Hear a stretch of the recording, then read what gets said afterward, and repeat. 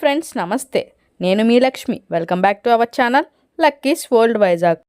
ఈరోజు మీకు చూపించబోయే రెసిపీ ఉగాది స్పెషల్ పెసర బూర్లు. ఇది 10 రోజులైనా నిల్వ అయితే అలాగే ఉంటుందండి, ఏమాత్రం పాడవదు. పండగ వచ్చిందంటే స్వీట్ అనేది కంపల్సరీ చేసుకోవాలి కదా.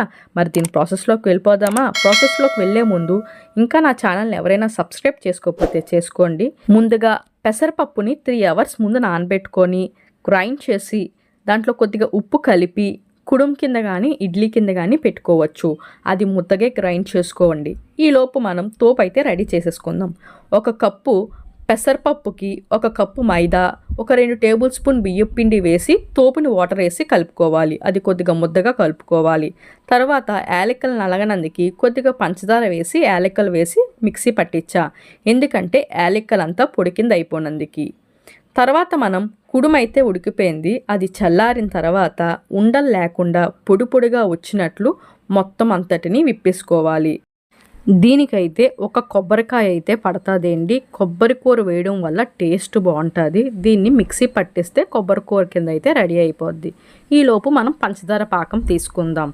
1 గ్లాస్ పప్పుకి 1.5 గ్లాసుల పంచదార వేసుకొని 1 అర గ్లాసు వాటర్ వేసుకొని పాకం వచ్చే వరకు పాకం తీసుకోవాలి. అది మనకి రావాల్సింది తీగ పాకమేండి. తీగ పాకం అని తెలియాలంటే 1 గిన్నెలోకి వాటర్ వేసుకొని ఈ పాకం వేసుకుంటే పాకం అంతా థిక్గా అయిపోద్ది. అలాంటప్పుడే పాకం అయితే వచ్చినట్టు. ఇప్పుడైతే పాకం అనేది వచ్చింది చూడండి. ఒకసారి వాటర్లో వేస్తే పాకం అంతా మొత్తం దగ్గరగా చేరిపోయి థిక్గా అయిపోద్ది. ఇప్పుడు మనకు పాకం వచ్చేసింది కాబట్టి యాలక్కలు పంచదార పొడి చేసాం కదా, అది వేసేసి కొబ్బరి తురుమాడించాము అది కూడా వేసేసి బాగా కలుపుకోవాలి. కొబ్బరి వేయడం వల్ల టేస్ట్ అయితే చాలా బాగుంటుంది.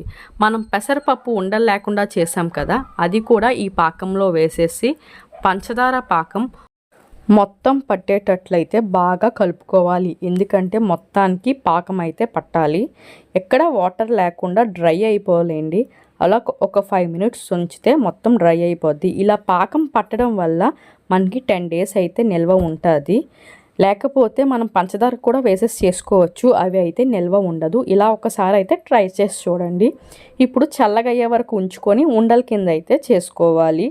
ఈలోపు కొద్దిగా కడాయిలోని ఆయిల్ అయితే వేసుకొని హీట్ చేసుకోవాలి. ఎందుకంటే మనం ఇందాకల తోపుకైతే కలుపుకున్నాం కదా, దాంట్లోకి ఈ ఆయిల్ని అయితే వేసేయాలి. అలా వేయడం వల్ల తోపు మనకి బూర అనేది క్రిస్పీగా వస్తుంది, గుల్లగా కూడా వస్తుందండి. టేస్ట్ కూడా చాలా బాగుంటుంది. ఇప్పుడు కడా పెట్టుకొని ఆయిల్ హీట్ అయిన తర్వాత ఇంకా బూరెలు అయితే వేసేసుకోవడమే. బూరు వేగనందుకైతే ఎక్కువ టైం పట్టదండి, తక్కువ టైంలోనే బేగా వేగిపోతాయి. బూర్లు వేయడం రాని వాళ్ళు కూడా సింపుల్గా ఈజీగా వేసేయొచ్చండి. చూసారు కదా, ఈ ఉగాది స్పెషల్ అయితే పెసరపప్పు బూర్లు ఇలా రెడీ చేసుకోవచ్చండి. మీకు కనుక నచ్చినట్టయితే ఒక లైక్, షేర్, సబ్స్క్రైబ్ చేసేయండి.